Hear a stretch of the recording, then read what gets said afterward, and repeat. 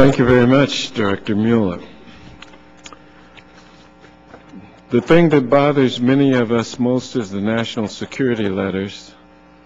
A very large embarrassment to all of us. What can we do to ensure that the field office directors share a commitment to rectifying the problems pertaining to the abuse of national security letters, when it seems like at the top we always seem to work out agreements, but they don't seem to drift down to the men and women in the field? Well, let me review, if I could, what steps we've been taking since the first report came out a year and a half ago.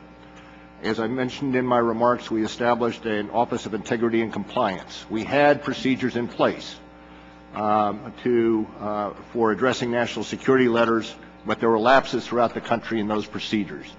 We now have an Office of Integrity and Compliance that looks not just at NSLs, but other requirements under the law, that red teams it to assure that we identify the risks and find and identify and fix those risks before before somebody else, such as the Inspector General, comes and looks at it, so that we can identify our vulnerabilities and address them early on.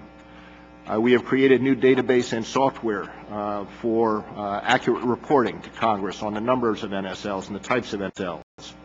All of our national security letters now are reviewed by the counsel in each one of our offices. We have barred the use of exigent letters, which created the problem that was found by the Inspector General. And we have provided comprehensive guidance and training to our field offices in the last year. I believe that in the testimony that was given before a subcommittee of this committee a week or so ago, and I'll quote from the testimony given by Glenn Fine. He says that we believe the FBI has evidenced a commitment to correcting the serious problems we found in our first report on national security letters, and has made significant progress in addressing the need to improve compliance in the FBI's use of the NSLs. Now, I'll be quick to say he also said that the department's measures are not yet fully implemented. We're in the process of implementing all of those that I described, and that the IG will be looking to assure full implementation of those measures. So in this case, I think we've taken the steps that are necessary to assure that this will not happen again, Mr. Chairman. What about the Congressman Renzi, Congressman Jefferson intrusions, wiretap of Renzi's phone with other members of Congress's conversations, and Congressman Jefferson's office being broken into? Well, I would start with Congressman Jefferson's office.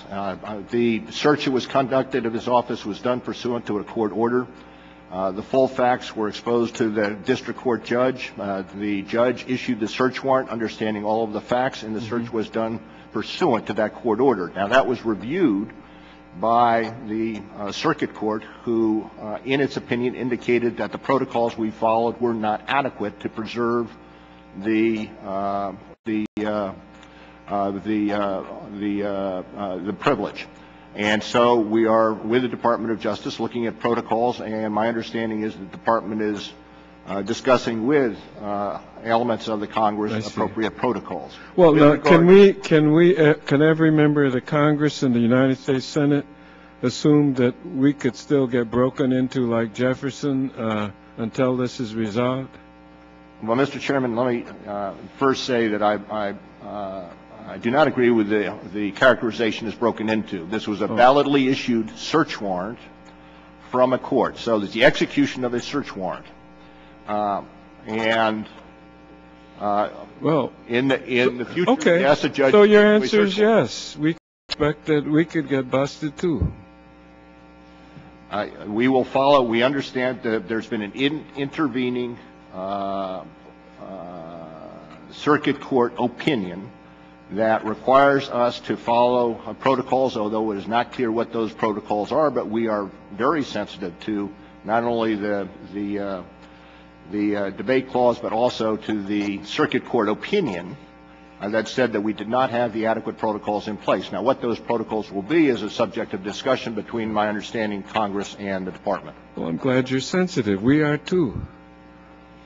I'm also, with regard to the other question you asked in terms of the wire interception of a phone with regard to a recent investigation.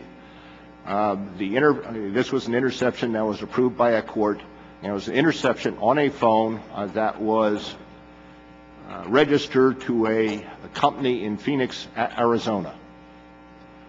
While not being able to speak specifically about an ongoing investigation, an ongoing prosecution, I can see that that phone was a phone that was registered to a corporation in Phoenix, Arizona, and that in order for us to intercept, we again have to go to a court, make a probable cause showing, and that any interception that is maintained by us is reviewed by the court generally every 10 or 15 days, and there are minimization procedures that are... What about the other congressmen, if there were any others whose conversations were intercepted? Well, when one does a wiretap, there is a statutory obligation to inform persons who may have been overheard, although they not be the target of the interception. There's an obligation that you notify those persons that they were overheard. And has that occurred? Yes. Could you make me sleep more comfortably tonight by saying that also the conversations were redacted and were taken out? Since the speech and debate clause, I presume, operates on personal telephones as well as government telephones. I'm not certain what minimization procedures were in place, and I am not sure how they were applied in that particular case. And even if I did know, because it's currently in litigation, I probably would not be able to discuss it in this forum. But it's the obligation of FBI to know. I mean, do you have someplace else we can go to find out the answer to this question? I would have to get back to you on that. Oh, okay.